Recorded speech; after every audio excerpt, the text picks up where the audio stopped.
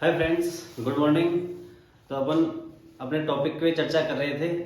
आज अपन इस टॉपिक को थोड़ा सा और आगे बढ़ाते हैं और बात करते हैं। अपन क्रांति 1857 की चल रही थी। अपन ने कल की जो क्लास थी उसमें लास्ट में अपन ने पढ़ा था कि बागपत में शाहमल थे और उनकी हत्या कर दी, उनके शरीर के टुकड़े कर दिए थे। और जो अंग्रेज अधिकारी डुलिफ था उन्होंने शाहमल की गर्दन काट के उन गांवों के अंदर चारों तरफ उनकी गर्दन को घुमाया। जिन गांवों के अंदर शाहमल घूम घूम के प्रचार प्रसार कर रहे थे। तो अब उसके बाद में अपन चर्चा करते हैं कि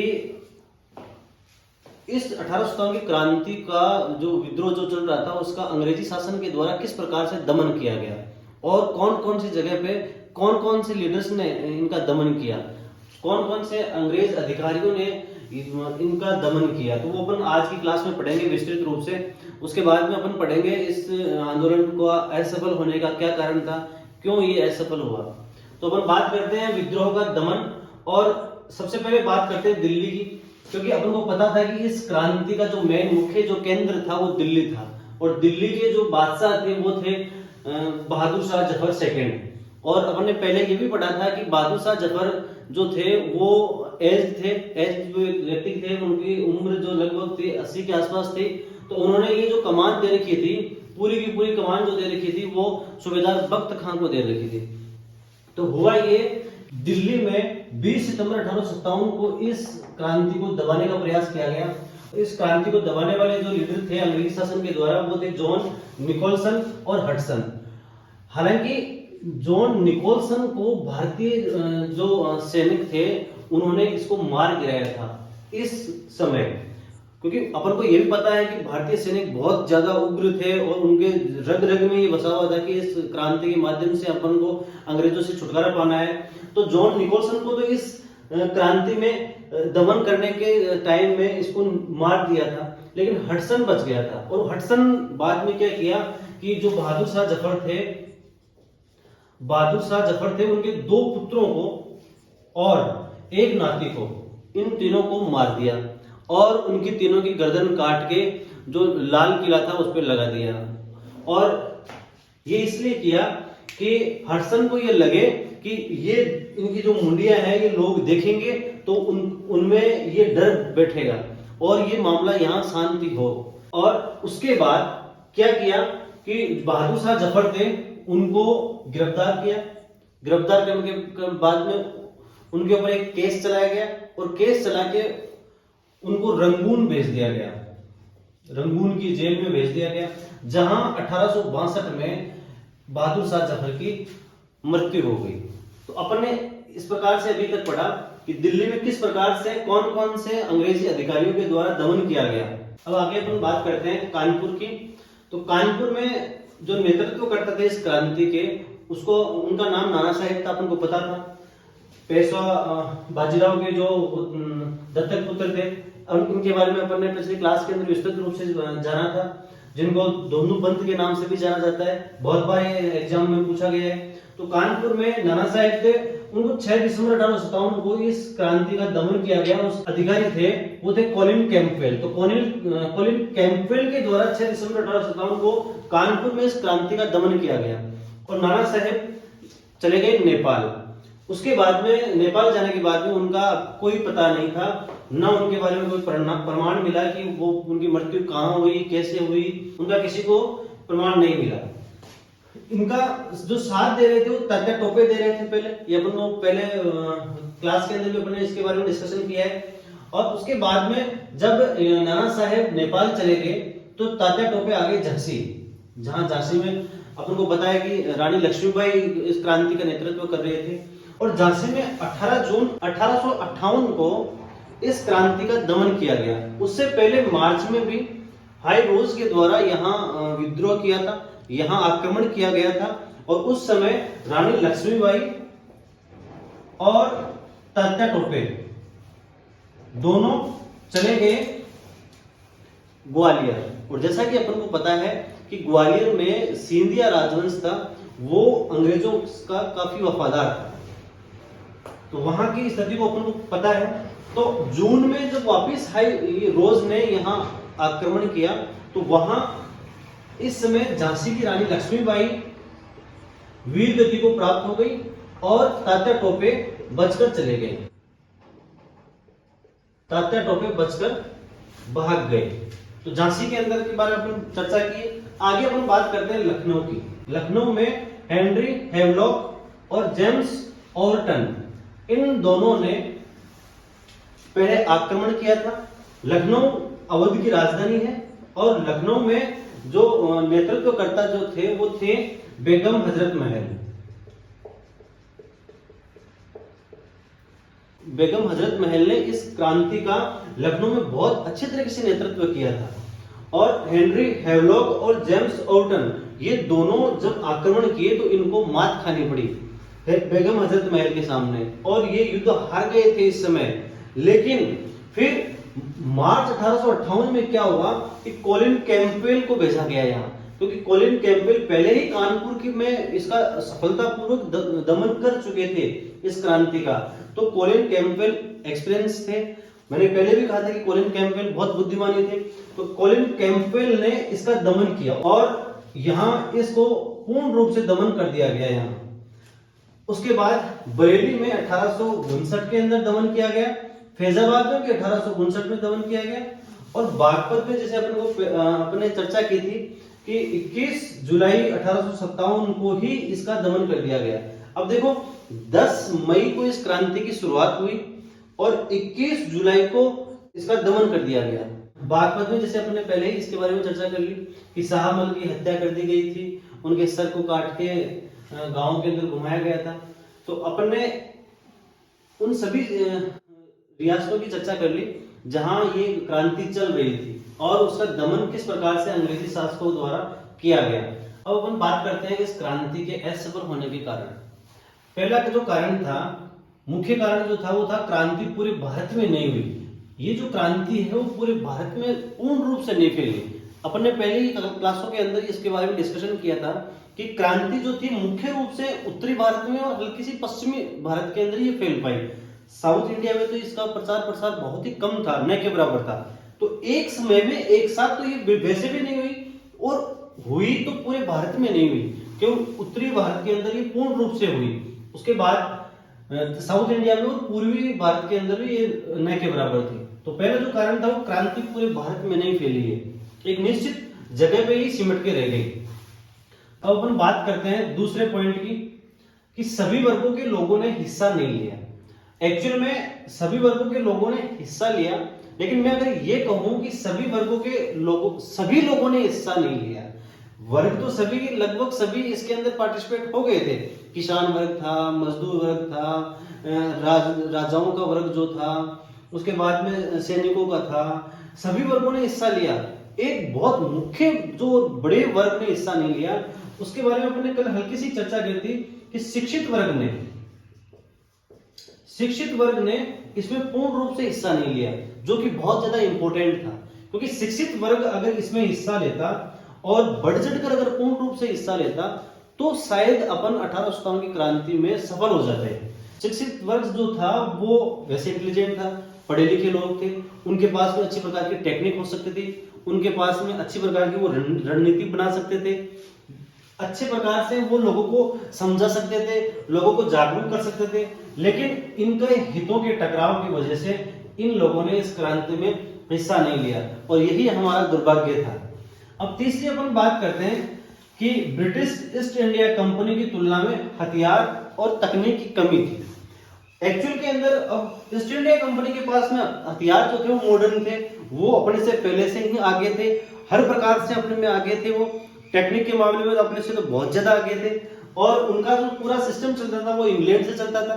टेक्निक वहीं बनती थी, ये जितने भी हथियार थे मॉडर्न जमाने के वो वहीं बनते थे और वहां से इंडिया के अंदर ट्रांसफर होते थे। तो अपने पास के अंदर कौन से हथियार थे? अपने पास में तो हथियार थे ही ना, अपने पास में तो उन्हीं के द्वारा जो कहाँ मिल मिला के यहाँ जुगाड़ कर के जो हथियार मिलते थे वही थे।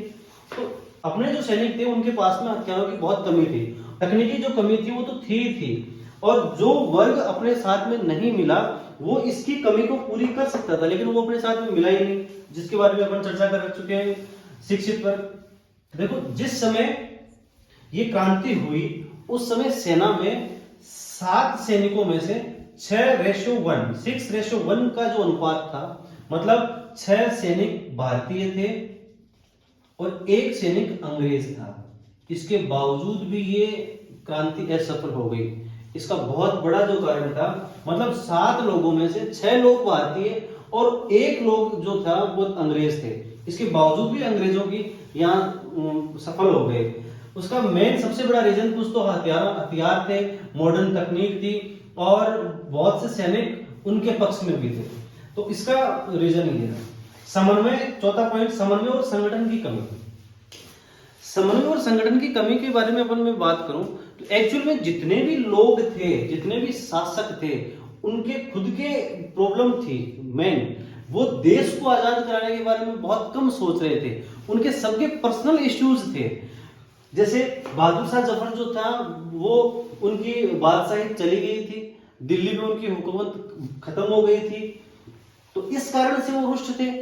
उनको लाल किला छोड़ने के लिए मजबूर कर दिया गया था, इसलिए वो रुष्ट थे। वो इसलिए रुष्ट नहीं थे कि इंडिया के ऊपर, भारतीय लोगों के ऊपर अंग्रेजी शासन के द्वारा अत्याचार किए जा रहे हैं। उनका पर्सनल इश्यू था, तो वो उसके लिए लड़ रहे थे। दूसरे नाना साहब थे, नाना साहब को भी आपको पता है कि उनकी पेंशन रोक दी गई थी, इसलिए वो रुष्ट थे। उनको भी ये पता नहीं था कि वो भी इस प्रकार से पूर्ण रूप से एक्टिव नहीं थे कि देश को आजाद करवाना है। लोगों की बहुत ज्यादा प्रॉब्लम्स हो रही है, अत्याचार भारतीय जनता के ऊपर हो रहा है, उससे वो मोटिवेट होकर नहीं काम कर रहे थे। वो अपने पर्सनल इश्यूज की वजह से इसमें पार्टिसिपेट हो रहे थे। उसी प्रकार से लक्ष्मीबाई जो थी, वो भी उन्हीं के अनुसार, भाई उनका जो दत्तक पुत्र था दामोदर, उसको वो एक्सेप्ट नहीं कर रहे थे और उनके शासन को वो ईस्ट इंडिया कंपनी में मिला रहे थे, तो उनके द्वारा वो रुष्ट थे। तो कहने का मतलब ये था कि संगठन की और समन्वय की कमी थी इसमें। संगठन की कमी इसलिए थी क्योंकि सभी राजा एक जगह होकर नहीं लड़े, सभी एक संगठित होकर नहीं लड़े, इसलिए ये क्रांति असफल हो गई। तो ये क्रांति के असफल होने के मुख्य कारण थे, जिसकी वजह से क्रांति असफल हो गई। अभी अपन ने पढ़ा कि इस क्रांति के असफल होने के क्या क्या कारण थे। एक्चुअल में अपन इस क्रांति को पूर्णतः सफल नहीं कह सकते। सफल तो इसलिए नहीं कह सकते क्योंकि अगर वो सफल होती तो 1857 को ही अंग्रेज भारत छोड़ के चले जाते। लेकिन अपन इसको पूर्णतः असफल भी नहीं कह सकते। ये असफल, इसको पूर्णतः असफल क्यों नहीं कह सकते?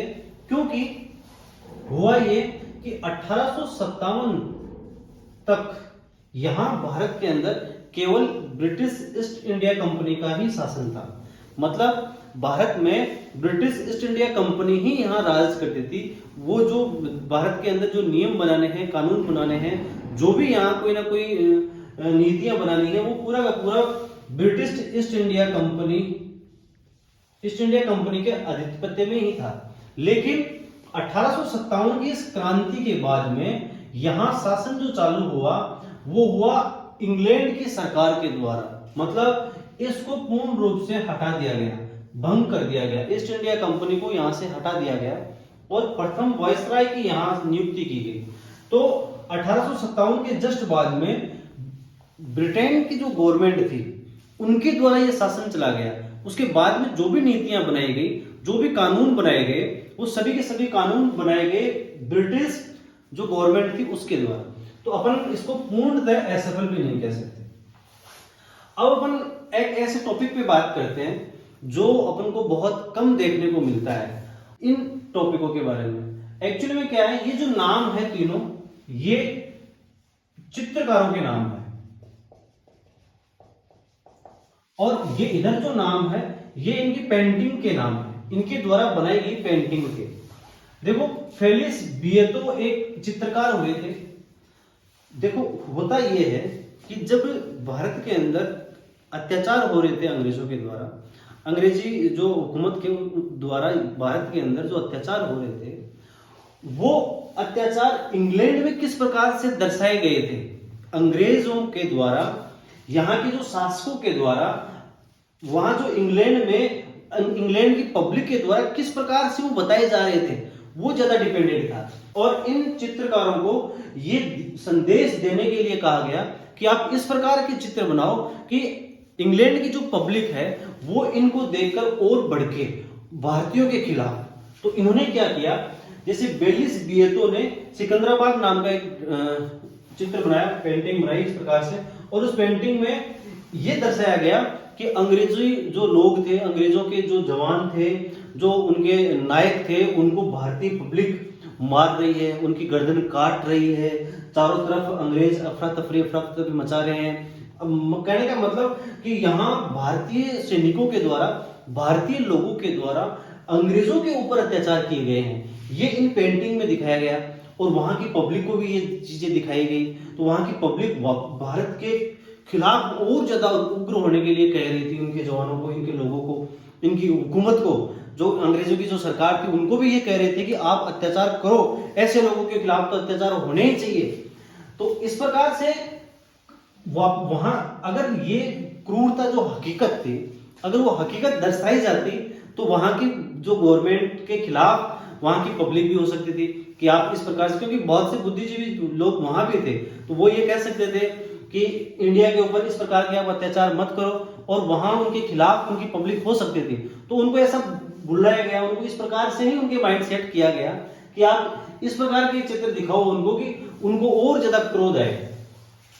अब जो टॉमस जोन्स बार्कर थे, उनके द्वारा जो चित्र बनाया गया वो लखनऊ के ऊपर बनाया गया, और लखनऊ की इस जो चित्र बनाया गया, ये जो पेंटिंग बनाई गई, उसके अंदर क्या था कि एक औरत एक बच्चे से चिपकी हुई थी, लिपटी हुई थी अपने बच्चे से, और उनके ऊपर इस प्रकार से हथियारों के द्वारा वार किए गए थे भारतीय सैनिकों के द्वारा। तो ये जो पेंटिंग थी वो बहुत ज्यादा भड़काने वाली थी। इनको देखने के बाद में तो वहां की पब्लिक उनके सपोर्ट में आ गई, पूर्ण रूप से सपोर्ट में आ गई। तो वहां जो विरोध होना था वो नहीं हुआ। और इसी के साथ ही जोसेफ नोएट पैटर्न ने भी एक इन मेमोरिबम नाम से एक पेंटिंग बनाई थी, उसमें भी इसी प्रकार के दर्शाए गए थे। तो आपको इन जो चित्रकार हुए उनके बारे में आपको थोड़ा सा नॉलेज रखना है। बहुत बार कॉम्पिटिटिव एग्जाम में आए हैं, बहुत अच्छे अच्छे एग्जाम में आए हैं, तो इनके बारे में आपको ध्यान में रखना है। अब अपन बात करते हैं एक ऐसे नायक की जिन्होंने इस क्रांति को बढ़ चढ़कर पॉपुलर बनाया और लोगों में ये बात लेके गए कि ये एक बहुत बड़ा संग्राम था। 1857 की क्रांति एक छोटी मोटा कोई विद्रोह नहीं था।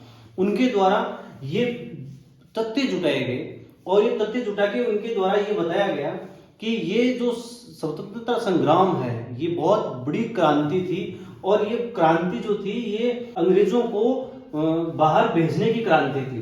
तो ये बहुत बड़ी क्रांति का इन्होंने रूप दिया। उनके नाम था विनायक दामोदर सावरकर।